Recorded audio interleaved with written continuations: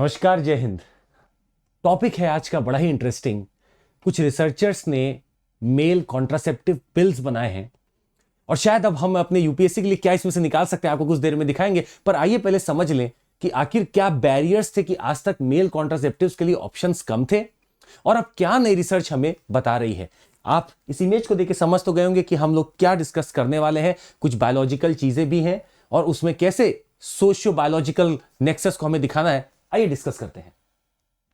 खैर, न्यूज ये थी कि कुछ रिसर्चर्स ने, काफी दिन से रिसर्च चल रही है, लगभग 20 साल हो गए और अब जाके उन्हें पता चल पा रहा है कि हमें जो स्पर्म्स के बारे में पढ़ाई कर लेनी चाहिए थी वो जरूरी थी वाकई में, जो इन्होंने of late have already started. खैर, कॉन्ट्रासेप्टिव्स के अगर तरीके देखें तो बहुत सारे तरीके आपको यहां पे मेंशन दिख जाएंगे, जैसे कि क्लिनिकल ट्रायल्स के माध्यम से बहुत चीज ढूंढी जाती है, केमिकल कॉन्ट्रासेप्शन भी अवेलेबल है, मैकेनिकल मेथड्स बहुत ही ज्यादा कॉमन है और हार्मोनल कॉन्ट्रासेप्शन है जिसमें हार्मोनल लेवल पे चेंजेस किए जाते हैं वाया सम पिल्स। हालांकि जो अभी रिसर्च के बाद निकल के आई है चीज, that is a non hormonal male contraceptive pill. ये नॉन हार्मोनल है, मतलब इसमें हार्मोन्स में कोई चेंज नहीं होंगे। तो आखिर फिर चेंज क्या हो रहा होगा? आप देखेंगे विमेन के कॉन्ट्रासेप्टिव जो है उसमें हार्मोन्स का यूज होता है, but this they are saying that they have found out a research ताकि मेल का जो भी वो पिल बने वो that should be non hormonal. और इसी के हिसाब से वो कुछ रिसर्च किए कि they are going to alter the pathway और they are going to switch on and off as to what और as to where the sperm might be swimming. तो जब स्पर्म्स रिलीज होते हैं that they swim, and how do I switch on and off that the swimming of the sperms, इसके ऊपर अब बात चल रही है और ये आपका नॉन हार्मोनल मेल कॉन्ट्रासेप्टिव होने वाला है। खैर, थोड़ा सा इसमें और अगर डिस्कस करें तो I can imagine and you can also see that how this is swimming and trying to reach to the egg, and if it so it might fertilise. अगर हम इसको रोक दें, इस स्विमिंग को रोक दें, अगर आपको कुछ ऐसा पता चल जाए जो इस स्विमिंग के लिए शायद जिम्मेदार है और अगर इसको रोक दे तो शायद आप एक बर्थ कंट्रोल के इस पूरे दरमिया में एक नई चीज लेके आ जाएंगे। There have been mice test that have been going on और इसमें पता चला है कि कुछ ऐसी चीजें हम कर सकते हैं जिसकी वजह से हम इसके फ्लो को कुछ देर के लिए, जो रिसर्च में आया था वो 2 से 3 घंटे आए थे, कि हम 2 से 3 घंटे के लिए इनको स्टन कर सकते हैं, मतलब रोक सकते हैं, that they would not flow for 2 to 3 hours and that would B long enough. अगर ये वाकई में हो जाता है, अभी तक टेस्ट चल रहा है, पर अगर ये वाकई में हो जाता है, it is going to be a good thing. तो ये परेशान है क्योंकि हर टेस्ट इन्हीं से चालू होता है। तो ये पता चला कि single dose of the drug called TDI 11861। I am not expecting a question कि डायरेक्टली वो ड्रग का नाम पूछेंगे आपसे, पर पता नहीं, आजकल बहुत एब्स्ट्रैक्ट क्वेश्चंस भी आते हैं।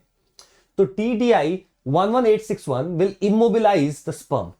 तो जो स्विमिंग है उसका स्पर्म का वो कहीं ना कहीं इमोबिलाइज हो जाएगा, स्टन हो जाएगा, एंड दिस इज TDI 11861। ये टेस्ट माइस भी किया जा चुका है और वाकई में फिर जब ह्यूमन स्पर्म्स पे भी रिसर्च किया जा रहा था तो अच्छे पॉजिटिव रिजल्ट्स मिल रहे थे। खैर, वो प्रोटीन हम लोग को याद रखना होगा जो शायद जिम्मेदार है अगर वो पूछेंगे तो। Scientist say that it is having the advantage that they are not trying to work on any hormone, they are not trying to work on the release of testosterone, but what they are trying to work is on the sperm swim. And they say that they have found some protein which is trying to signal this sperm swim, और उस protein का नाम क्या है? soluble adenylyl cyclase और SAC, soluble adenylyl cyclase। ये वो protein है जो सिग्नल करता है and the sperm would then swim. अगर हम इस प्रोटीन को थोड़ा ऑल्टर कर दें, तो I think we can try to stop them. अच्छा, आप अगर इस पूरे को समझें तो जीन्स होते हैं, जीन्स प्रोटीन प्रोड्यूस कर सकते हैं और ये प्रोटीन सिग्नल देता है कि अब क्या करना है। तो जेनेटिक मेकअप से प्रोटीन हुआ, अगर आप प्रोटीन को कुछ चेंज कर दें तो वो सिग्नल या फिर रोक देता है चीजों को। खैर, हम लोगों ने ये तो डिस्कस कर लिया, पर आपको हम बता दें कि इससे कुछ दिक्कतें आ सकती हैं। कंसर्न एक ये निकल के आ रहा है कि आप पिल तो ले रहे हैं, पुराने अगर आप रिसर्चेस को भी देखेंगे तो जब भी कोई पिल्स लिए जाते रहे तो एक चीज साफ आई है कि it has a tendency to reduce the sperm counts. Sperm count कम हो रहा है और लाइफस्टाइल भी आजकल ऐसी है और क्लाइमेट चेंज भी कहीं ना कहीं जिम्मेदार है कि स्पर्म काउंट्स कम हो रहे हैं। पिछले कुछ रिपोर्ट्स में भी निकल के आ रहा था कि स्पर्म काउंट्स कम हो रहे हैं। तो एक बात तो ये बिल्कुल आ रही है कि can it also reduce the sperm count, और अगर ऐसा होगा तो फर्टिलिटी पे डायरेक्ट असर कर सकता है। तो अभी इसके ऊपर रिसर्च चल रहा है और देखा जाए कि अभी क्या निकल के आता है। But let's find out what do we have for us. खैर आपको पता ही है कि अगर कोई भी ऐसा टॉपिक आ रहा है तो हमें तो उससे से यूपीएससी निचोड़ ही निकालना है। तो ये मीम बिल्कुल सूट करता है कि अभी यहां पे भी अभी हम बस यूपीएससी का ही चीज लेके आने वाले हैं। आइए, आपका स्वागत है यूपीएससी कैम्बिट में। आपको बता दें कि भारत में फैमिली प्लानिंग का जो दायित्व है, जो बर्डन है, वो कहा जाता है वो बर्थ कंट्रोल का बर्डन महिलाओं के ऊपर है, विमेन के ऊपर है। The national family health survey showed that 36% of the women go for sterilization while merely 0.3% of the men would have gone for vasectomy। तो यह भी एक तरीका है वेसेक्टोमी भी, जो कि कॉन्ट्रासेप्टिव के तौर पे वर्क करेगा। But then the problem is 36% of the women they are having this burden while only 0.3% went for vasectomy।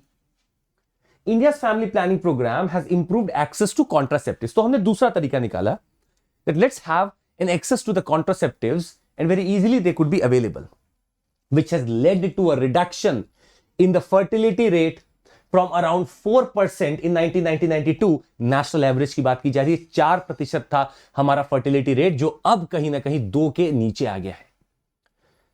तो कहीं ना कहीं इस प्रोग्राम को सक्सेसफुल माना गया कि जो कॉन्ट्रासेप्टिव्स अवेलेबल करा दिए गए थे वो वाकई में मदद तो कर रहे हैं फर्टिलिटी कम करने की। परंतु अगर आप इस नक्शे को देखें और समझने की कोशिश करें तो कुछ राज्य हैं जो already have less fertility rates, but then there is a belt that can have 3 and greater than 3 fertility rate.